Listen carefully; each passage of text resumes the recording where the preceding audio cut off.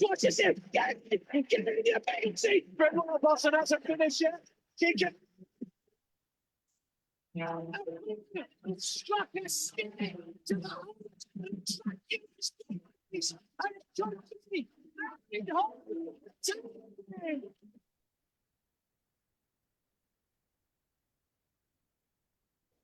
Right, here we go.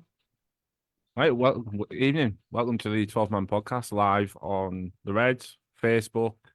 We're going out on YouTube. Everywhere, really, aren't we now? We're all over the shop, aren't we? So, yeah, it's great. There's the boys. Here we go. Right, my name's Steve Jackson. I'm the main chair, as usual. Voice is still a bit groggy from Saturday.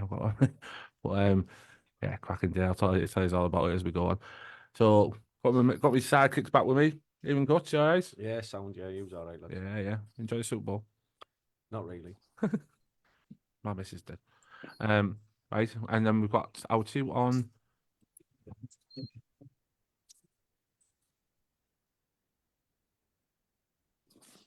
Our two on Zoom as well.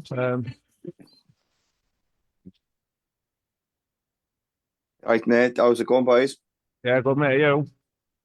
Yeah, spot on. Real good, thank you.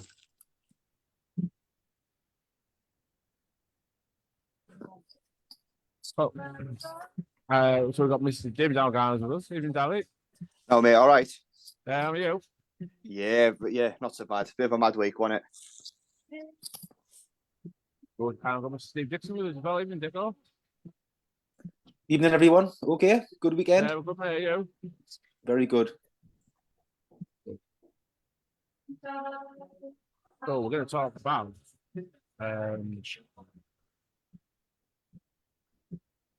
going to talk about Preston. We're having a few technical things here. We've got music playing in our headphones, so obviously we're going to talk about Preston. We're going to talk about Leicester on Saturday. Obviously, we're going to talk about the season ticket increase and the price increases, so it'll be interesting to get all your views. And obviously, a certain legend of this football team will also be going to play Mowbray, which was so yeah. Yeah, the music's gone now. Okay, you know. There we go. A few gremlins knocking about, boys. Yeah, just on our The thing is, it's not even us. So, but right. So, yeah, we're going to talk Preston, Leicester.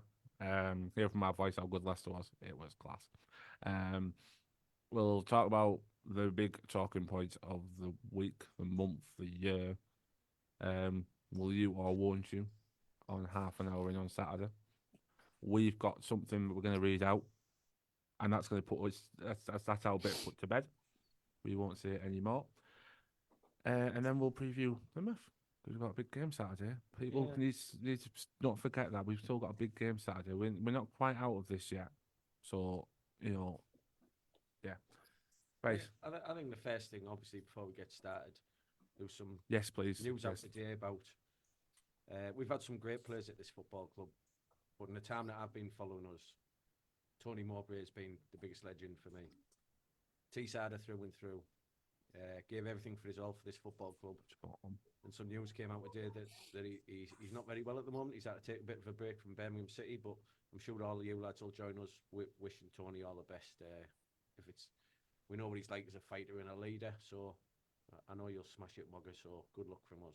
Yeah, absolutely. I'll concur with that. He's one of my heroes, the guy. So managed the club, took us through the dark bits. The time when he wasn't great for the club, but he also give the platform for Karanka to take us to where we were, and he wouldn't be able to do that without Mogger for me. And not and say he's A lot of fans might not realise that the name of the fanzine actually came because of Tony Mowbray. I think it was a quote from Bruce Rioch, wasn't it? Yeah. Something about one man he'd take to the moon or whatever was Mogger, and I'm sure you lads will want to say your bit about him, but for me, the guy's an absolute legend. Absolutely. Yeah, definitely. Obviously, you hear the news come out, and I watched the highlights of their game, Birmingham's game with Sunderland at the weekend. And it would have been nice for him to get one over on Sunderland, given the way that they let him go. I know he was popular on in Sunderland, and I speak to a couple of Mackhams, and they still can't believe they let him go. Nice win from at the weekend, and you know the news breaks today, and you think, you know what? Obviously, at certain times, you know, your life's sometimes bigger than football, and you know you've got to take that step back, and you know your health's bigger than football, should I say, and you've got to make sure that you're in your right place. So you know if you can get the whatever it is he needs, and he needs that time out, it'd be fantastic to see him back in the game, and you know even with Birmingham City, so we wish him all the best. Absolutely, no, you're absolutely right. Yeah. Go on, Dick, I'll let you have your say on all this. I was just going to say it epitomises everything that's what Middlesbrough Football Club is and what we're about. He was Mr. Middlesbrough. He is Mr. Middlesbrough.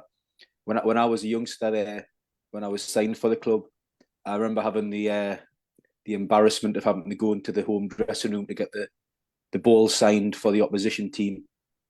I had to go around all the Middlesbrough first team getting the ball signed off the players, and I was a little bit shy being so young. And I remember getting to Jimmy Phillips, the ex-Middlesbrough fullback, and saying to Jimmy, "Can you sign the ball, please, Jimmy?" He was putting his shin pads on and just totally ignored us. And I said, "Can you sign the ball, please, Jimmy?" And he didn't answer again. And Tony Mowbray was sitting next to him, cracked him across the back of the neck and said, sign the lad's ball, Jimmy." And Jimmy Phillips signed the ball. Tony Mowbray signed the ball, had a few words with us. And from that moment, I just loved the bloke because he was in charge. He was Mr. Middlesbrough. I still remember him screaming out the tunnel, liniment legs full of liniment, flying out the tunnel. He was the gaffer. He was the boss. He was the man back in the day. It was Tony Mowbray. He was the best captain probably this football club's ever had. And I just, same as you guys, I wish him all the best. If anybody's going to come back from adversity, it'll be Tony Mowbray. And that's why, like you said, John Cutler, the fanzine was named after him. If you want to take a man to the moon, you want to take Tony Mowbray. He'll be all right. I think if I remember rightly, it's been a long time since I've had Tony's autograph. But when I was a kid, I'm sure he used to put on it, "Be lucky." So I think finish this off. Our words to Tony will be lucky, Tony. Good luck. Yeah. Well said. Hey, I think every fan on Teesside will be saying that as well. I know he's popular on Wayside. He's popular in the West Midlands as well. So he did a really good job at West Brom as well. So, good luck to the guy. Right, let's quickly go over Preston because I don't want to be spending as much time on that. It was an absolutely horrendous result on Valentine's Day. Who wants to put their hands up and do it? We had lots of the ball. There we go. Couldn't score. Great finish by Azaz. I think that just about covers it, doesn't it? Yeah. I mean, obviously, I'll talk a bit more about Azaz for Leicester. But is he starting to really pop in and become that player now? He's obviously, I know it's only a few weeks in. I'm not jumping the gun. But he played really. I'll go into Saturday, obviously, in a little bit, but he played really well Saturday. He played well Wednesday. He was getting on the ball a lot. He found that getting into that number 10 position, I think, is a bit of a better one for him. I think last week when we were talking to Bandy about this as well, and I think I was one who was probably most critical of him, and then so he goes and scores 2 goals in 2 games. I think certainly he's obviously growing in confidence within the team. It was refreshing, I think, to see a player finally have a shot from outside the box as he did at Preston and found the back of the net. Sometimes we can overplay things, and you think, oh, why doesn't anyone just have a crack? Obviously, then you go into Saturday, which I know we'll go into in more detail. Maybe that system suits him a little bit more, the way we played. But I'll slate him again if he scores another 2 in 2. So, it's good to see him progressing, should we say, and producing the goods in an attacking position. Absolutely. Message for you, Dally, from Mr. John Donovan. Hi. Yes, it was just popped up on Facebook. Hi. He's just recovering from his week advertising away in Spain, getting his summer gigs ready. So he'll be back with us next week. Don't worry. And he's obviously got something we've all put together. He's been part of, so he'll be part of that later. But go on, Diggo, Preston. Talk to me. I was just going to say regarding Azaz, I said on the same podcast that Dali was on about with Graham Bandira that I thought you'd come good because he'll be better when he gets better players around him. He's not blessed with pace, but he's a fabulous footballer on the ball. He's got great technique, great skills, shooting ability, creating ability. And I said a couple of weeks ago that once we get Lath alongside him, Isaiah Jones back, Riley McGree, bit of pace, he'll be a top player for Middlesbrough. And as I say, the last couple of games, he's showed glimpses of what he can do. And that's because we've got Riley McGree back in the team now. And on Saturday, he also had a little bit of pace of Sammy Silvera, who had a really good game against Leicester. He had the pace of Silvera to help his game. And honestly, I think he's a really talented player. He's like the Championship Zidane. If you think of Zinedine Zidane and what his game was about, his flicks and his tricks and on the ball, well, I think we've got a real good player in Finn Azaz. And I think next season, not so much this season, but next season, when we get more quality around him on the left and on the right, and he just sits in that pocket and creates, I think that he'll be a fabulous player for Middlesbrough Football Club. The Championship is Zidane. We've watched two. Yeah. He's only scored 2 and 2. That's what I think he'll be like. Zidane. Bloody well, hell. Give him a chance. I'll tell you now, he's a top quality player. He's good on the ball. He gets quality around him. He'll flourish in this team. The problem is people are too quick to write players off. Don't forget, we had a player in Chuba Akpom who was written off by all Middlesbrough fans and done very little for a year and a half. 29 goals later, some people are eating humble pie, me included. So I think Finn Azaz is a decent player. He's a good age. He's come from a good club in Aston Villa. He's a decent player, but you've just compared him with Zidane. The Championship Zidane, yeah. There's levels. Zidane's there and the Championship's there, but he's the Championship Zidane. Okay. As for Preston, it was just 3 points chucked away. Middlesbrough were the better team. We had more possession. We had more shots on target, more shots off target, more corners. It was just, I thought we played reasonably well, to be fair. We just weren't clinical enough in the final third, and that's obvious reasons why we haven't quite got the talent up the front to put them chances away. We're a little bit unlucky with the second goal, which was a total fluke. But I thought on the night, Middlesbrough were the better side and should have taken 3 points. So I would have been disappointed with the point, to be honest. I thought Preston were really, really poor on the night as well. Really poor. And I thought Middlesbrough controlled the game. I think Preston scored with the first shot on goal in the first half. And then it was Middlesbrough all game. We'll get back in the game with a great goal by the Championship Zidane. And we'll then go and give away an absolutely just a fluke goal straight away to make it 2-1 to Preston. And they hung on. Middlesbrough had all the possession again, the chances, and they hung on and got a good win for Preston. But it was a real poor night for Middlesbrough not to take anything from the game. Show's on you now, I said we're going to quickly go over this. But never mind. There we go. That's Preston for you. I'm not going to give any man of the matches because it really did pay me off on Wednesday. I thought it was such a poor result against a poor team. Yeah, just poor. Right, Saturday, Leicester. So I'm going to ask you all three of you a question. Right, I'm going to sound quite bossy here. I don't want to hear what you thought after the game. Just tell me what you thought at 2 o'clock when you saw the team. Right, I'll start with you, Coach. What did you say? What did you? Oh, so we saw the room with the light up to coming out. Yeah, I think and it was bang on. What did you think at 2 o'clock when that was confirmed? I wasn't disappointed that Greenwood was took out and given a rest because I think he's been patchy the last couple of weeks. And you all know what I think about Paddy McNair. Whether he's in the team or out the team, he's been a great pro. So I was worried about Engel, to be fair. I like O'Brien. I think Clark's done all right since he's come back from injury. So the short answer is, was I worried? Yes, I was worried because we were playing Leicester, but we've got decent players in that team now. We're no mugs. Okay. Dally, what did you think of the team confirmed at 2 o'clock? I didn't see it till halfway through the first half, if I'm honest with you lads, because I was at work. I didn't get a chance to probably look at it, but yeah, I saw the team and I was kind of ready with my tin hat, ready for the result, if I'm honest with you, because like you say, like Coach says there, we were playing Leicester and I didn't fancy us at all. I think I predicted 3-0 to Leicester beforehand. But by the time I saw it, by the time I got to see any of the game, we were doing all right. Just for the record, there's no way Dally didn't see that team sheet before. He's just saying that in case his boss is listening in.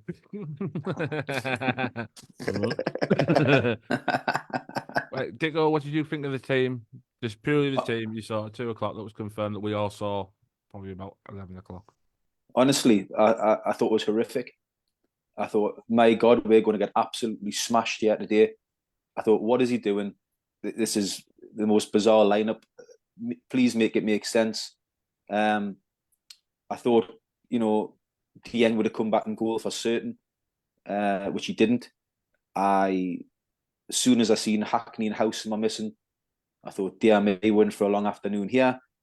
Marcus Force missing from the starting 11 was an absolute mystery. Couldn't believe it. And like I would, if everybody's being honest, either on here or listening, we couldn't have been more wrong. So huge credit to Michael Carrick and Jonathan Woodgate, because you're breaking my rules. You're breaking my rules. Right. Okay. So yeah, horrendous. You can see all these little bits in a couple of minutes, don't we? Because I tell you why. Because I sat on that bus going to the King Power at 2 o'clock, and I confirmed that team, and I went, I don't want to get off this bus. I'm not watching that. And I was quite honest, and I was like, I'm not. Obviously, I had a bit to drink. I'm not going to lie, and I did. But I was like, I'm not getting off this bus. I'm not watching that. There's no way I'm watching any of that. And what I saw from 3 o'clock onwards was an absolute masterclass of defending. I'm not going to include the keeper because some of the stuff he did in the first half, I swear to God, like some of the stuff he was doing, I thought, what's he doing? Like, there was an example, he had no one around him for 10 yards. He punched the ball up in the air. I thought, what are you doing? Came out to catch the ball, missed it. Punched the ball, nearly missed that. And I was a bit, but let's dive into that first goal. Their fans screamed it was offside, right? I've seen it back. It's nowhere near offside. It's nowhere. It was perfectly timed. The ball to O'Brien was brilliant, and every one of us in that awareness was just sort of screaming, "Square it!" What you do is square it, and the finish from Finazaz was beautiful. It was unbelievable. Zidane-esque, yeah. It was beautiful. It was an unbelievable it was finish. Unreal. And yeah, and I say the bruises on my legs show it. Everybody went absolutely flying. It was class, unbelievable feeling. There's no feeling like it. Taking the lead, they're going to be the champions. Let's face it. And it was amazing. But it was a great goal, wasn't it? It was a great goal, and I'm going to use a phrase either I've been using since I've been following this football club, and my dad used to say to me, "Typical Borough." It was, yeah, struggling. Nobody seems to think they're going to get a win. They go down there, team top of the league. You only beat the team to get the double over them all season. And it is the perfect quote, typical Borough. Well, it's only 2 teams that can do the double over the rest of this year. We're obviously the ones that have done it. Leeds. That's it. No one else can do the double over last year. I mean, like you said there, that finish by Izaz, it was really clever. Oh, lovely finish. Because he didn't pass the ball in it, did he? He chipped it. He knew exactly. Is it Hermanson, their keeper? Yeah. He looks a bit shaky as well. I'll say that. I thought, I don't know about him, but because his passing was a bit iffy at times. But he came out. He obviously rushed the strike from Azaz, but Azaz just chipped him lovely. It was unbelievable. What a great play by O'Brien as well, Lewis O'Brien. Good turn of pace. Yeah, and in behind, everybody's screaming, square it, but he actually played it at the right moment where Zaz just had to take one touch to stick it in the back of the net. If he had played it earlier, Zaz would have probably had to take a touch then finish. Because he played it a little bit later, it was a one-touch finish. So I thought he had a really good game, did Lewis O'Brien. Even in the build-up, the goal just before that, if you look at the 1-2 he's played, he's being challenged, and you can see the space straight away, and he's pointing for where he wants it, and he gets the ball back, and that drive and determination, absolutely, made that goal, along with the finish. So yeah, cracking goal. Oh, unbelievable! Everyone, you can probably hear from the TV. all 3,000 in that car screamed, square it. And to be fair, I think there was it Ryan McGree behind him? There was someone behind Finn Azaz. I don't know who it was. I couldn't quite see from where I was. I just saw Finn Azaz flying in. But then, obviously, we've got. I think they were a bit stunned as well after that. They were like a bit shaken. All of a sudden, we nicked the ball off the throw in. Agree, Silvera. I've been one of Silvera's biggest critics this season. I don't know. I'm still unsure about the kid, but touch, composure, finish. It was like a season's pro. You know, it was unbelievable finish. The ball from McGree is just pure filth. That was absolutely superb. Unbelievable. I love that word, filth. Unbelievable. It was an unbelievable ball. It was absolutely. It was perfectly timed. Split the defense open. Vestergaard and is it Valpas or something like that? Sideshow Bob. I'll go with that. It split them up. They didn't know which way to go, and the finish. Oh, Diggo talks about the finish. He's been involved in 9 goals this season. Sammy Silvera. With either assist or finishing himself. I think he's got 6 goals this season now. And he can be a frustrating player, but I think he's developing quite nicely, you know. I think being in the Australian setup now and playing international football is going to help him develop a little bit quicker. And I think we've got a decent player there in the making, to be honest with you. And I thought he was really good on Saturday. I thought he worked the Leicester back line really well. He was all over the place. He had a good turn of pace. And I think they were pleased when he went off, to be honest. I thought he had a really good game. Probably he's best in Middlesbrough shirt from starting. He hasn't had that many starts. And the finish was superb. Great ball by Riley McGree into the channel. And I thought Silvera was going to square it. I think Zaz was coming in on his left-hand side, and I thought he was going to square it. And he just drilled it across the goal, didn't he? Into the far corner. It was a superb finish. And when it went 2-0, you were thinking, we've got something to hang on to. Yeah, now these are going to have to play really, really well now for Middlesbrough not to get something from the game. It was a fabulous moment. Exactly. I mean, we all stood there from 30. About the 35th minute, we stood there and went, right, let's get through these next 10 minutes. Guys in at 1-0. And all of a sudden you think, okay, right, fair enough. But, wow. I say, as soon as we got our second goal, every one of us went to the concourse half time and thought, we really do have something to hang on to here. They've got to work really hard to get back in this game. And we did ride our luck second half. I will admit that, because there was a lot of chances they've missed. I mean, this guy had a couple of chances. I think Tom Cannon, Vestergaard, Vardy. You're always gonna need a little bit of luck to beat, top teams like that at some point in the game. You're going to need a little bit of fortune, and let's not, lie. Middlesbrough did get a little bit of fortune second half with the Vardy miss and Vestergaard miss, which were 2 open goals. But you need that sometimes, and we've been bereft of luck all season. We've had penalties that weren't given, the injury situation, the players getting injured all the time. Middlesbrough have been a really luckless side this season. So if we got a little bit of luck on Saturday to get those 3 points, so be it, because we were due it. And the performance of the players in the grit and determination deserved it. I thought Leicester looked vulnerable all game when Middlesbrough broke on them. They looked like they had no pace in the centre of defence, and every time Middlesbrough broke away on the counter attack, Middlesbrough had a chance of scoring. So they were never settled in the second half. Leicester, where they thought they could just mount attack after attack at Middlesbrough, because they knew if Middlesbrough broke on them second half with the pace of Silvera, we always had an option. So it was a really good performance, and as I said earlier on, massive credit to Michael Carrick and the coaching staff, because they got it absolutely spot on. I think I only saw the second half, and although we were 2 up, when we got the free kick, I tell you what, I think McGree's free kick wasn't a million miles away. No, it was unlucky, yeah. Yeah, I mean, the commentator that I heard it on said, "Oh, you can see the keeper knows it's goal wide." That keeper doesn't know that's goal wide. No. He's expecting. Who was it? Was it Barlaser? Yes. I think he was expecting the right to be with the right foot, and then McGree's hit it. Like I say, it wasn't a million miles away, but you know, credit to the defence as well. You know, they dug in. Yeah, they missed some big chances, but what a result.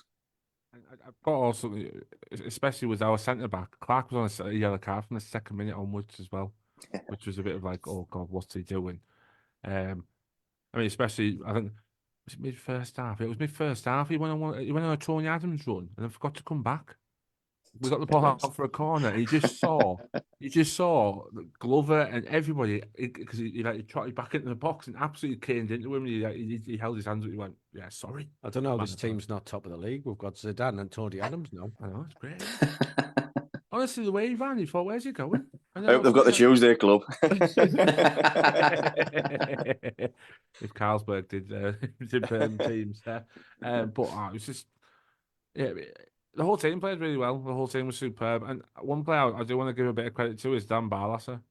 We've absolutely slated him on it, and we have. And I've slated him myself. But alongside Lewis O'Brien on Saturday, I thought it was absolutely superb. I thought them two control, because their midfield three, it was only until I think it was about 10 minutes into the game, I looked at the midfield three and I turned to my mate and I went, have they got Winks, Dewsbury Hall and Dennis Pratt as their midfield three? And he went, yeah. I went, that's ridiculous. For the championship, that's ridiculous. Should that not be the system we're playing the rest of the season? Yeah, it has to be now, doesn't it? Because Barlasser seems to have his best performances in that formation. Then obviously you touch on Zinedine Hazard, and you touch on, you know, Silvera. For the players we've got available, that for me it's got to be the way we go forward. I think away from home, yes, because it was to me it was like a 5-1-3-1 formation almost. We had the back five, Barlasser sitting, then the three, and then the striker Sevilla running around. And away from home, it did suit the personnel that we've got at the moment. But at home, I think we've still got to go back to Michael Carrick's tried and trusted method of the 4-2-3-1, and we have got the personnel to play that at home. And Lat's back shortly as well, which will be a huge boost to it. So I think away from home, yes, but at home, I don't really want to see Middlesbrough playing with the back five at home, if I'm being honest. Because Leicester are the best team in the league, and you know you're going to have to defend and got pace around to break on you. But if you're at home and you're playing with the back five against lesser teams, no disrespect to them, likes of a Rotherham or likes of even Plymouth on Saturday, I think it would be music to their ears if Middlesbrough turned up with a back five. I think Middlesbrough at home, they've got to get at them teams and try and score first. If you push obviously the fullbacks, you know, you can go more attacking with. I'm just looking at it because, but you know, when we look at in the midfield, Barlasser last few weeks, I don't know, in the way we've been playing, gives the ball away a lot. Watched him at the weekend from the bits that I've seen. I don't think he gives the ball away half as much, and I'm just thinking playing to the players' strengths that we've got available at the minute. You know, the likes of Housen and Hackney being out of it. I agree with that, but to counter argue that point, Middlesbrough don't set up to accommodate one player in Dan Barlasser. I agree what you're saying for Barlasser. I'm not just saying for Barlasser. I'm saying for the players that we've got available. You look at that injury list that we've got, and I know Laugh's coming back, but we don't know when. The club seem to keep these injuries quite quiet. How long players are coming back? I know they say weeks, but weeks was weeks ago. So, you know, looking at playing to the players' strengths, because we can play how we did against Preston and go pass, but not get the end result. You know, we've got to win, and it's something for Carrick to break down, and that's why he's paid the money is to get results. So he might go that way, he might not, but you know, if they've had such a positive performance out of it, certainly not worth putting it in the bin, is it? No, definitely not. It really was a positive performance. I thought it was superb on Saturday. I mean, I will admit, when Vardy absolutely flew past Matt Clark, and I mean, he flew past him and pinged bottom corner, I went, oh God. And there was a few nervy moments, but when that ball went in from was it Winks who flipped it in and Glover caught it? Yeah. The relief last minute. The relief was beautiful. The relief was amazing, and I say I don't want to tell Liverpool we're nicking it off him, because you know they've told everybody else to nick it off him. But the Carrick fist pump was brilliant. It was so good. Can you remember when Dimmy come and claimed the cross against Brighton when we got promoted, and all the crowd jumped up? It felt a little bit like that when that ball come in and Glover come and took it. The weekend exploded, didn't it? Oh yeah, I mean, to be fair, Brighton, he did that. I sat in my chair and cried. So that says it all for me for that one. But it was a massive relief when he came out and grabbed it. I thought, oh, thank God, it's over, it's done. We've got the job done. It was a massive, massive win, and to be the first team to beat the champ. Well, for me, who are going to be the champions twice, is huge, absolutely huge. It is typical Borough. Against the top 3 in the league this year, we've got 9 points. Against the bottom 3, we've got 2. There you go. Digest that. Typical Borough. Typical Borough. Digest that. And that last sentence by Steve surprises no Borough fan. No, it does not. Anyway, we all knew it was coming. So there you go. And right, I'll come to you. Man of the matches. I will say it, by the way, our predictions, no one got it right. No one had a 2-1 Preston. No. I was waiting for a Preston Borough equaliser on Wednesday. I had 2-2 in this as, so I was waiting. But yeah, we've still got nothing right. I've still got the print at home, so please keep getting your guesses in. We will get to someone, even if I've got to raffle it. I'll get to someone.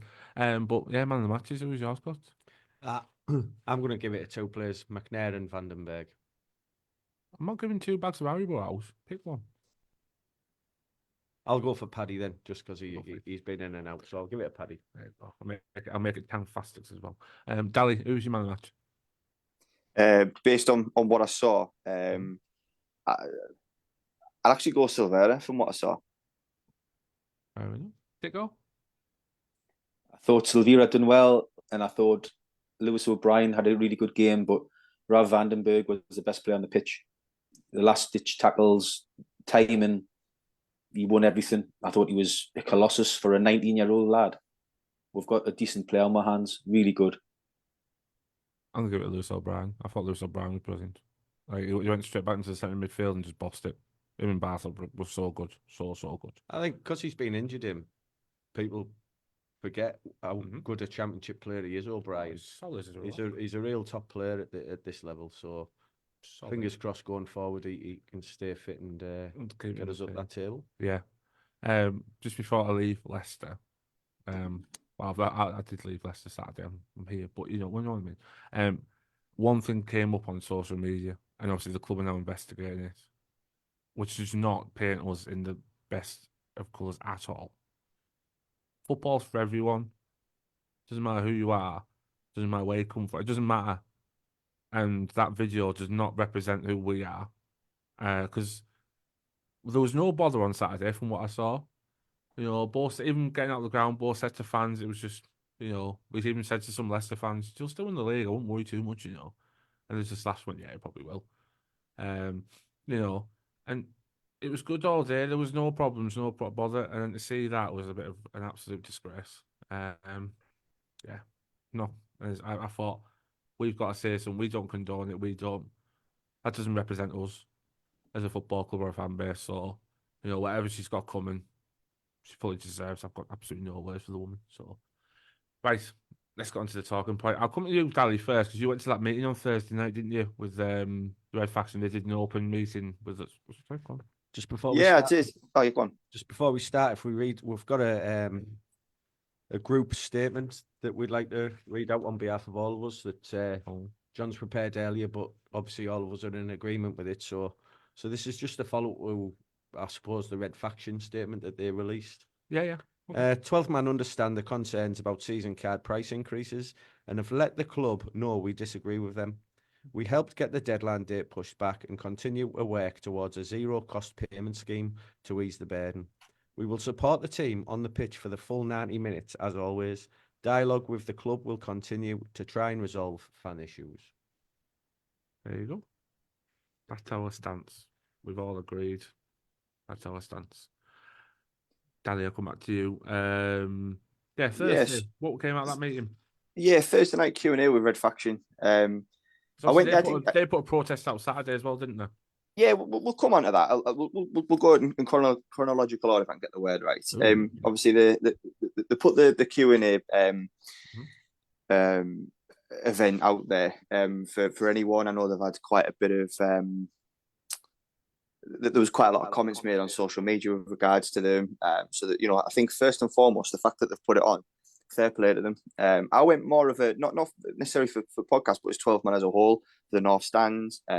Quite passionate. I want to get want to help get the North Stand back to where it was. I know that obviously that those guys in the South have done an absolutely fantastic job. And I thought it was brilliant that we sat down with them and it was good to put, a few faces to the, to the Red Faction or to the, we spoke about the blurred pictures, why do you do the blurred pictures? And they explained that, a lot of them have jobs, they've careers, businesses, and they want to keep that away from the football. They were really passionate and looking at, as a whole, as a stadium, what we can do with coming together. That they're working on bits in the South Stand. And there was a real from many different fan groups who were there. There was a couple of podcasts there.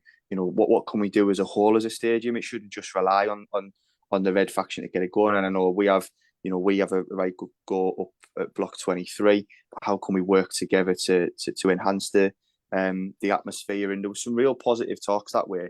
They're really open to it. It's not that it's a closed book. I get that the Red Faction have got their ultra.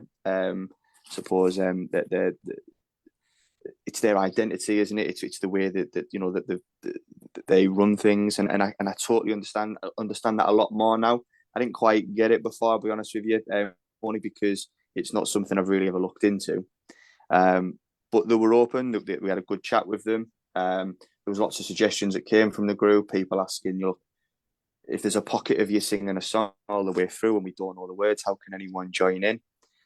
So they're putting videos out with, the words out and just little things like that to try and get more people on board. They've got the new song that they were singing in the concourse at Leicester, and there's been a lot of videos go out with that, which I like that. It's a decent song, to be fair, so I like that. Just have a look, see what. For those who don't sorry, know, just for those who don't know it, Gally, what's it go like again? Oh, ole, ole, ole. You get me singing.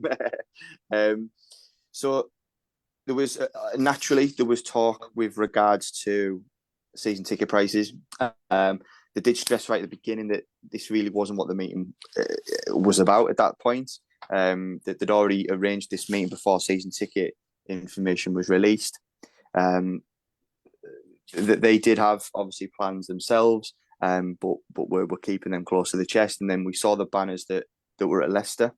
What was it, MFC? A bit of advice: lower the price. Yeah. I think Steve, you were in the stadium. What was it? How was it perceived in the stadium? Because I looked at it and thought, you know what, fair play to them, because it was done I think it was done really well, to be fair. What do you think?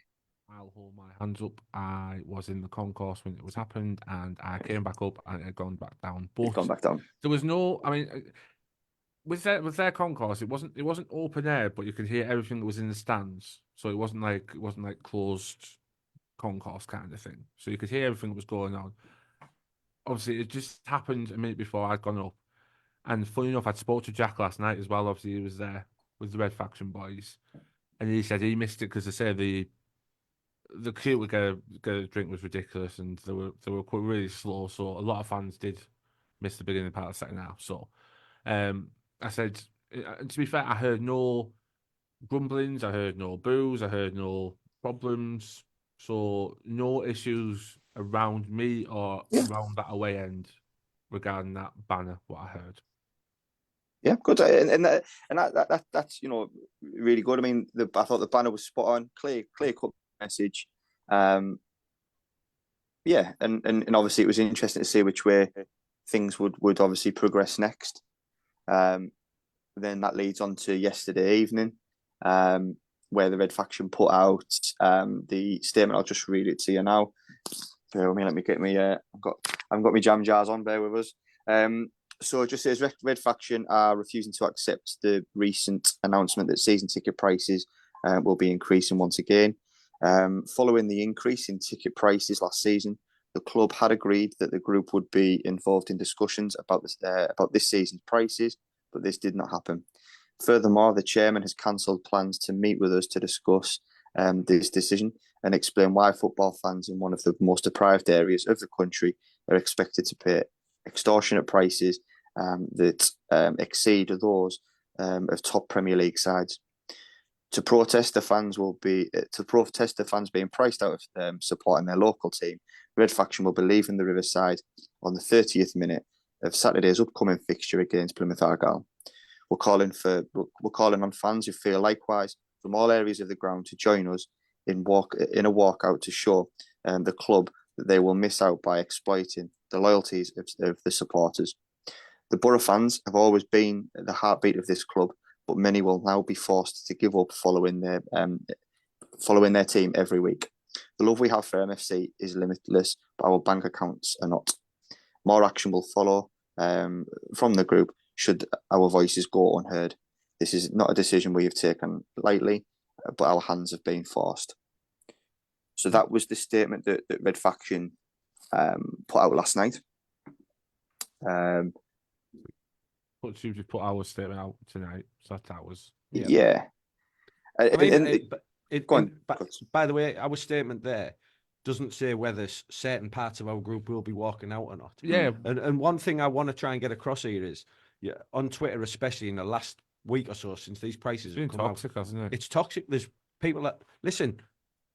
Each fan's entitled to their opinion, and they can protest as long as it's within the law, however they want to do it. If Dally wants to walk out and I don't, I have no problem with that. Mm-hmm. Let's all try and get along. We all want the same thing. I say it every week here. We all want the same thing. If someone wants to protest, let them get on with it. If I want to protest and you don't, so what? Let it. We've all got different views on how this club moves forward and what should be happening at the club. There's no right and there's no wrong. You just have different opinions. That's it. Go on, Dally. Yeah, like Cutter's just said there. It is an individual's choice. Obviously, if they do stay, they do go. The invite is from fans around the stage. I mean, you look at social media, you normally get a bit of an indication of which way things are going. I know there's been a couple of polls out there and stuff, which way you're going. You read comments on the likes of your message board, you fly me to the moons, your Facebooks. And you get that there's a real mixed response to it. I get called Switzerland at work sometimes because I sit on the fence quite. I try and look at all sides, get a bit of a splinter in my ass. But I don't know why we don't call you at the amount of times you say 1-1. Yeah, exactly. But I try and look at it from all sides. I do feel that on one hand, fair play to them because they're making a stand, and I think if nobody ever makes a stand, voices will never be heard. I think that there's a lot of things that could have been done differently over the last week from this football club. I think my personal opinion is if they'd have put it out differently, they would not have had the reaction they've had. There will have still been eyebrows raised about the price, but I do think that the way it was delivered has left a bit of a sour taste. What's your thoughts, Dicko? My thoughts are I fully understand why fans are upset that the price rises. Everything's going up and they went up last season and we haven't had a great season. So what's the justification of the price rises going up? But we're the 12th man and we're called the 12th man for a reason. The 12th man's for a reason because we're back the team from the first whistle to the last minute. And I think it would be a little bit ironic if the 12th man walked out on the team when the need were after just beating the champions of the championship 2-1. I don't agree with it whatsoever. I agree with the reasoning behind it, but I don't agree with the action that they're taking. I'm 100% against it, and I would urge all Middlesbrough fans to stay in the stadium on Saturday and back the team as they normally do, because it's a big, important game and they need them. If you think the price points come too high for you next season to buy a season ticket, don't buy one. Don't buy one. Stay away. and Steve Gibson will have to live with the consequences of having thousands of empty seats in the stadium because he's outpriced supporters from going to the games like they wish to. That's a choice that supporters have. This season, I'll just finish. I'll let you come back to this. This season, you've paid for your season tickets already. It's not hurting Steve Gibson or the club at all. You've already paid for them. So if you leave on 30 minutes, you paid for your ticket. You're not hurting nobody. If you want to make a point to Steve Gibson financially, and you think the season ticket prices have reached that point where they're too high, you don't go next season. And that's where Steve Gibson will have to live with those consequences. As for the club, I said on here last week, I said I would love Steve Gibson to come on to the Red Radio show, either him or a spokesperson or Neil Bowser, whoever, to come on and clarify the club's position as to why the prices are going up and justify them and what the club's ambition is with them going up for next season. That's fell on deaf ears again. It hasn't happened.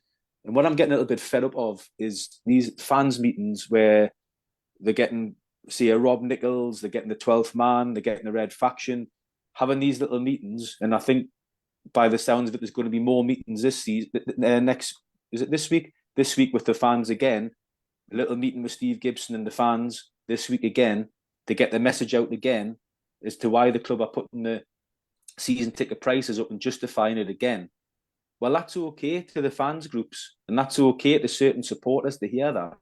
But why have you got to sort of get a few little minions to go and spread the news on your behalf as to why you're doing things? Why can't the club be big enough and bold enough to come out and tell the 30,000 fans why they're doing it? Because, if you do that and put it in the Gazette, or you come on BBC Tees, or you come on the Red Radio now, everybody will hear your point of view. And you know what? Everybody might just go, fair play. We can see your reasoning for that. We can see why the club are doing it. And also, we like the ambition that you're saying for next season. And we'll go with it. But as per usual, Middlesbrough get PR disaster after PR disaster every year. Let's involve the fans. Put yourself out there. I mean, you're talking about the season ticket prices going up 30 quid. It's what he's on about. It's to cover the costs of staffing, hourly rate going up. It's the electricity. It's the running of the stadium costs going up. It's going to cost 350, 400,000 pounds apparently extra. Putting the prices up £30. If you lose 5,000-6,000 fans next season, you've nearly lost that money anyway. It's pointless. We've took a good few years to build this fan base up now to get regular crowds of 25 to 30,000. Let's keep it. And if that means that you've got to get off your backside as a club and put yourself on the radio and into the newspapers and explain yourself, you don't have to explain every single cost and every single penny. But if you just come out and give a broadsheet and a reason as to why you're doing it and what's going to be the ambition for next season, the fans might just say, yeah, fair play. I mean, the season ticket itself as well, just to delve on a slightly different situation. What are we getting for our season tickets now at Middlesbrough Football Club? They've gone up 20% in the last 3 years. But what are we getting for that 20% extra? Very little. Why don't the club offer more benefits in the season ticket? So if you're going to pay extra for your season ticket, what we're going to do is we're going to give you 5% off some merchandise in the club shop, or we're going to give you, if you buy a game with Middlesbrough away from home on Borough Live, if you listen to a game or you want to watch a game, we'll give you 10% off Borough Live, or the drinks packages that certain fans get in the stadium, like myself, the free drink. We're going to offer more free drinks to supporters. Let's make the season ticket benefits better. If you're going to pay more, give something back for that. But I mean, to me, I just see the club needlessly going to lose supporters by lack of information. And I'll say one more time, rather than go to fan groups and have little meetings behind the scenes, come out in the press or on here or on the radio and nail to the ground the reasons why in what our ambitions are for next season, and you'll get a far better result from everybody that's listening. But one thing I will say there is, like, forget about season tickets and getting possible bonuses and 5% here and 5% there. What about the people who can't afford a season ticket? The walk-up prices are going to go up as well. The walk-up prices for football these days, it's a joke. Not just at this club. We've seen it all around the country. It's absolutely disgusting. The pricing, what used to be a working man's game or a working woman's game, whatever you want to call it. You know what I'm trying to say. It's getting a joke now. It really is. We're not in an affluent area. What I want to see is, the prices of similar sized clubs in this, whether you like it or not. Stoke, probably a similar sized club. Like Dicko said, we've gone up to an average of about 26, 27,000 this year. Theirs will be about 17. So they're getting less gate receipts. I'd love to see what their season ticket prices are. Blackburn, they won the league in 90 odd. They're a similar sized club. Whether we like it or not, this is our club. We probably say that they're bigger than they are, but there's plenty of similar sized clubs in the Championship. Sheffield Wednesday, whatever. I'd love to see their walk-up prices and their season ticket prices, because it's beyond a joke. I feel sorry for the people who really want to be there and literally can't afford to go anymore. We're going to be the most expensive ticket in the Championship next season, because the teams that are more expensive than we are going to go up. Next season, Middlesbrough are going to find themselves the most expensive team to watch in the Championship. There's a lad who listens on here called Mark Stevenson. And he's told me today that by his reckoning, Middlesbrough sit the 9th most expensive team to watch, going off your minimum price season ticket. The 9th most expensive, that's including all the Premiership teams. And we're sitting 33rd in the English pyramid, 33rd. So why are we more expensive than, that's more than half of the Premier League teams? It's funny how you mentioned Mark there, because I know Mark myself, and he's literally just messaged in on Facebook saying his mate pays £300 at Stoke City for an adult season ticket. How can there be a £210 differential between my season ticket and someone at Stoke? And not only that, my biggest bugbear is they do these early bird prices, and for me it's £510. But if you're a new season ticket holder, it's going to cost you £570 for the same product. You could be sat next to me, so I'm getting £60 off just because I've been there a year. I don't care about that. And none of the season ticket holders will either. How are they not offered it at £510 the same as me, or £480, or whatever the price is? It makes no sense. Well said, John. You know, it's 100%. I think if you'd done a poll with current season ticket holders, if they were bothered, if a new season ticket holder paid the same price, there's nobody would be bothered about that. It's a trick that the club miss every time. Every season, it's been brought up before, it's been brought up again, and they keep knocking my back on it. And what annoys me the most about that is, you might lose your job, you might be hospitalised. There could be genuine reasons as why you've been a season ticket holder for, say, 6 or 7 years, but the next year you can't because of your health reasons, or you've lost a job. But then when you want to come back, because your life's improved, or your health's improved, or your job prospects have improved, you then get penalised. We're all the same. We're all Middlesbrough fans. Start treating me the same. To buy your season ticket at early bird, not even knowing what division we're going to be in. If that's not loyalty, I don't know what is. So give them the £60 off and sell them it at the same price as mine or yours. The early bird, as long as you kept your seat, as long as you guaranteed your seat, and then after that, if new season ticket holders want to come up, I'm totally with you, lads. I'm in exactly the same mindset as you. You know, it's ironic that in the weekend we've got another food bank that I know we're going to touch on in a second, another food bank at the back of the North Stand, and yet we're going to be, you know, the club are wanting these prices off us for season tickets. I've had a great post put in there by Jess. If you've got someone from the group attending a meeting with Gibson and the hierarchy this week, they need to be this passionate about the situation to their face. 100%, I would say the same thing to Steve's face. We have done in the past when we've had meetings with Steve. Yeah. We didn't share any particular comments with any guest we've had on here in the past. What we say here, none of us think we're being out of order. We're doing it for the good of the club. There's no right or wrong here. I'm not right and someone who posts in on there is wrong. Mm-hmm. We all want the same thing. I would say it the same to Steve's face. Or Bowser, Steve could come on here. He could come on here, Steve Gibson, and we'll just let him speak. We're going to ask him the odd question and let him speak and let him right a few wrongs and explain himself. And I think we'd all be in a good place after that. and it doesn't even have to be Steve yourself. You know, it could be a spokesperson from the club. It could be somebody else on behalf of Steve Gibson. No. But at least if the fans heard the reasoning behind some of the decisions, which are baffling, then we might all understand it a little bit more. It's not rocket science. I don't want a spokesperson. No, I want not a decision maker. I'm not asking for the decision maker. I'm wanting someone that's been part of the decision being made. You know what I mean? I don't want someone that's Listen, I have no doubt. Fed information to say to us. I don't want that now. I have no doubt that Steve will have done his own work. Mm-hmm. I don't think he's trying to rip us off. Of course not. At all. No. He'll have every stat available written down, and he would be able to answer every question, and he would do it honestly. That's why that wasn't a criticism of Steve. It's football in general that's pricing fans out. Of course, that's what I don't like. And that's why I don't want a spokesperson to come and say. I want someone that was part of the decision making process, who's got the facts. I don't want all the facts. I don't care about to the nearest penny. I couldn't give a flying. You know what I mean? I couldn't care. I just want someone to say, why have you made this decision, and why is it priced a lot of fans out? Give us that perspective and give us that information. Just let us know. I would imagine a fair few of them workers that work in that stadium are on minimum wage. That's going up £1.02 in April. Yep. And that's why it's going up. Yeah. £1.02. It's. I would prefer us to pay the price that we need, rather than the club go under or be not sustainable. But like what Dicko said earlier, the fact that it's going out in certain fan groups, I was included.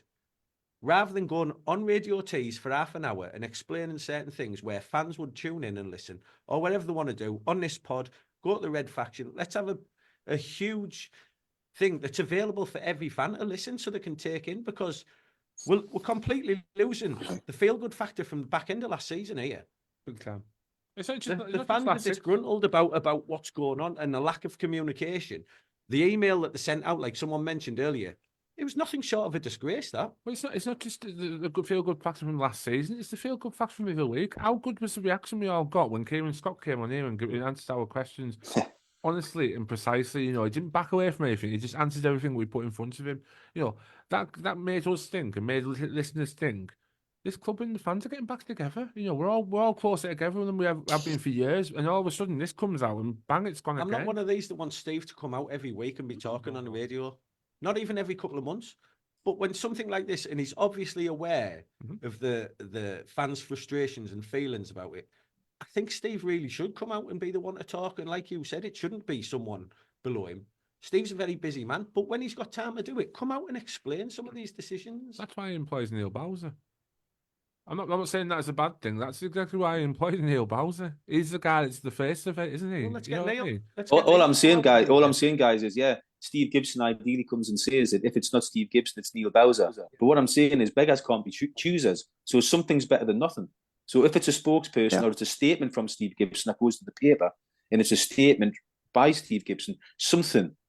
It just needs to be something. Anything's better than nothing.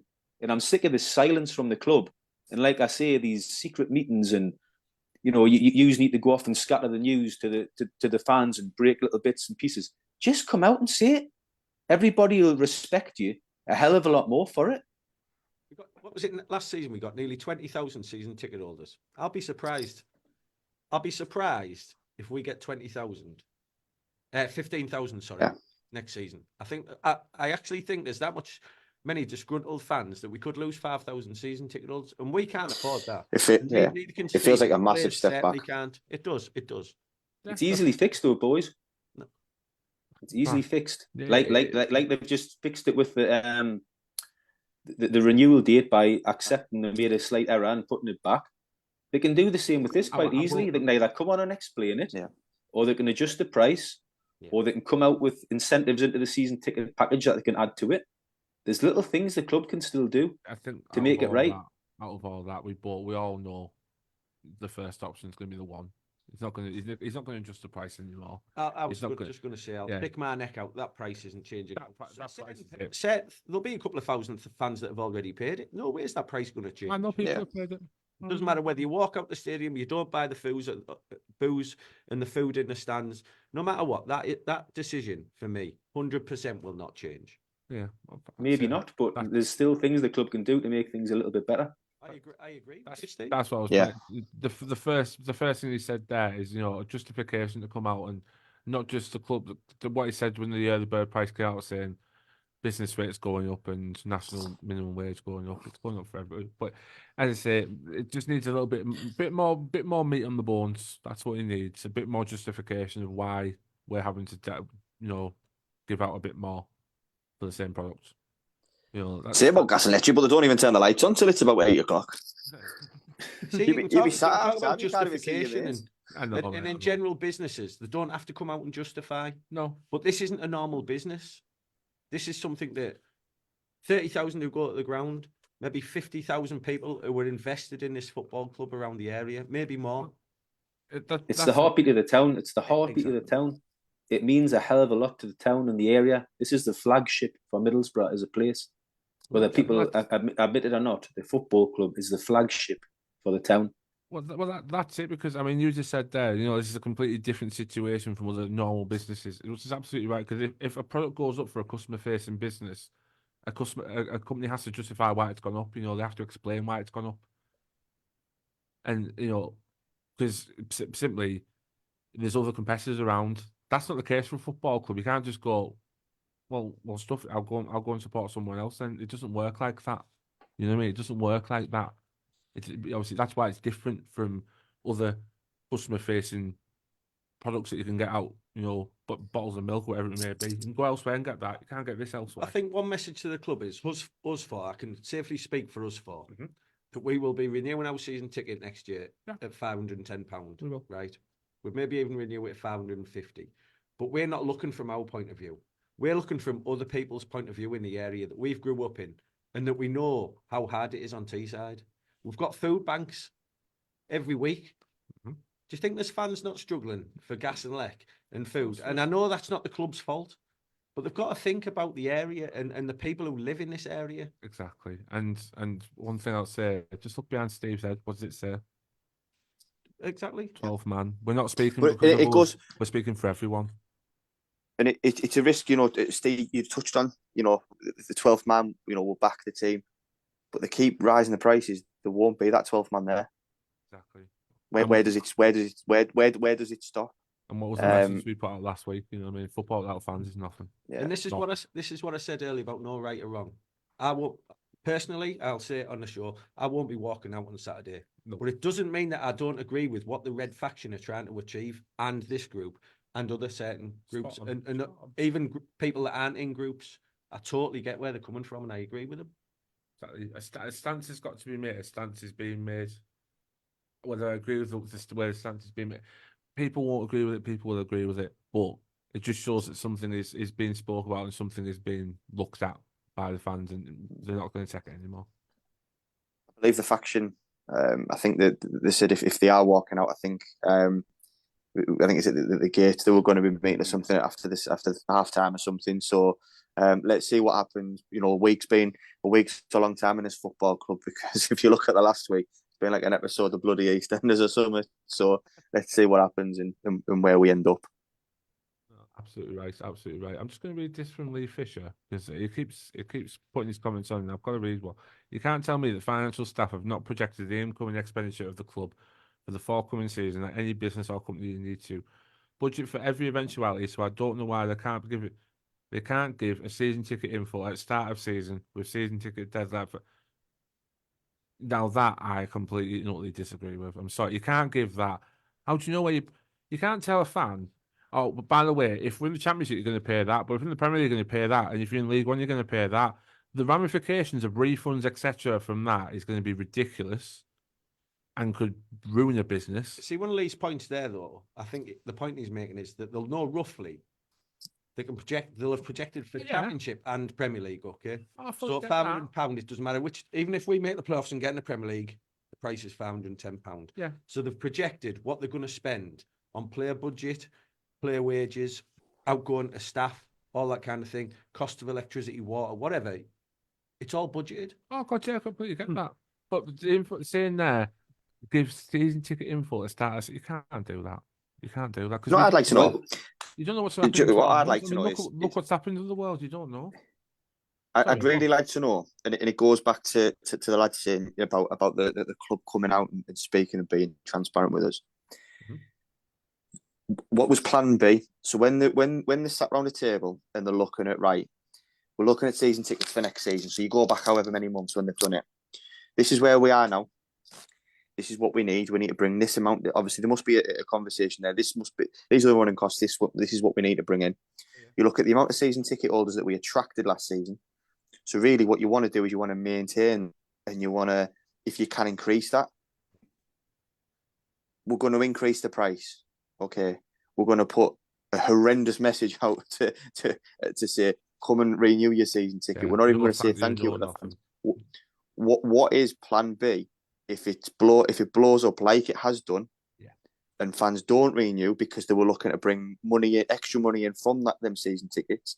If they lose the season tickets, what's Plan B? Where do we stand? If you understand where I'm coming from there, because if they make that loss, what are they going to do? And what they wouldn't have factored into is when they made this decision all those months ago, Dally. What they wouldn't have factored into was that we're going to sell Morgan Rogers for £15 million, that we're going to sell Matt Crooks for £1 million, that we're going to sell Kavanagh for whatever they got for Kavanagh. That wouldn't have been factored in. And these price increases, you're only talking about a £500,000 swing at the most. That's all it's going to be. Now, they would never have factored those sales in when they made this decision a few months back. They've got that money now. Do they really want to push the fan base? And if they do want to push the fan base and can justify it, come out and tell me why. £500,000. That's negotiated on. I mean, it's like the German president who for Bayern Munich, who's come out and said that we negotiate that in a blink of an eye on a transfer. Yeah. I can point to players. I won't name players. There's a few players at this club, and you think we paid money for you, and you haven't done anything. Well, you talk about £500,000 there. If we sign a player for £5 million, he gets £500,000 signing on fee, 10%. Mm-hmm. So that shows you all you need to know. Mm-hmm. Why are the fans? And this isn't like we've said before. It's not just this club. Why are the fans getting pushed at the back? Exactly. We've gone way over here. But, but it had to be said. No, it has to be said, and that's why I've not stopped it, because it has to be said. When that's why we are who we are. We're not just a voice for us. We're not an exclusive club. We're a voice for everyone, and we don't agree with what's happening. There's ways and means of how you want to say you don't agree. And so that's why we said we're not going to stop anyone doing what they want to do on Saturday. That's absolutely fine. But we don't agree with these prices at all. No. What's that you said, Steve? Predictions for Saturday? It's a good point. So yeah, Saturday. I mean, it is a big game. Saturday is a big game. Yeah. I tell you what, I don't want to see on Saturday. Typical Borough. No. Definitely not. Yeah. Yeah. We all walk out we go 2-0 down before the half hour, and I'll be like, well, I'm going to go now anyway, because it's awful. So what's the point? No. But you're absolutely right. I don't want a typical Borough Saturday. I want us to. People are saying we've turned the corner because we beat Leicester. No, we haven't. We've won one game. Right, let's get that right straight away.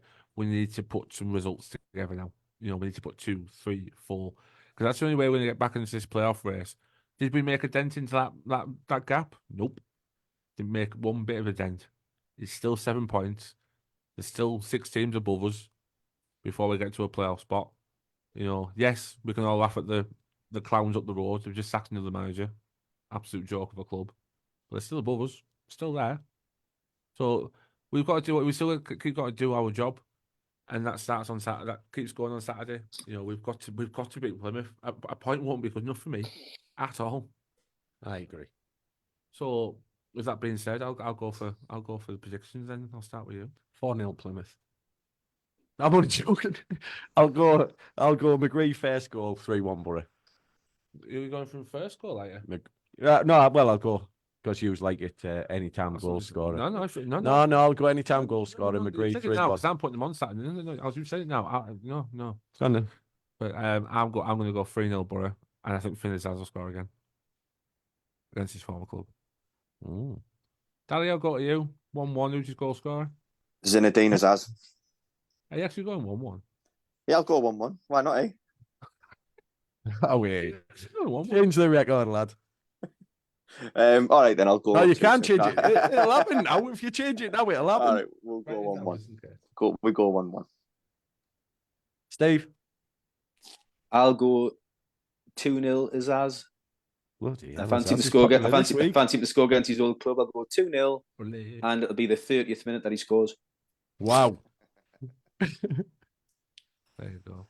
That'll be his protest. That'll be his protest against the 30 quid. Can you imagine that? Just a quick one. You know when they walk out, Dally, in 30 minutes, are they actually coming back in, or No, I Apparently think not. that's it. I think it's what? They're If going they and walk- leaving completely.